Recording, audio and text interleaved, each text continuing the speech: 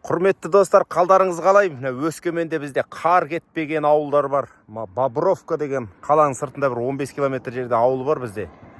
Бұл жерде әлі қар кеткен жоқ. Қыста мына жерде 2-3 метр қар болатын ауыл. Енді ғана қар еріп жатыр. Ауылдың іші әлі қар. 2025 жыл сәуірдің 7-сі Шығыс Қазақстан облысы Өскеменнен 15 километр жердегі Бобровка деген ауыл. Лыжный база ғой мына жерде. Өскеменде қар жоқ, ойлап қалмаңыздар. Мына жақта күшті қар екен әлі. Күн жып-жылы бірақтан. Керемет погода. Погода бір 15 плюс болып тұр ғой қазір. Міне осындай. Погоданы қараңыздар.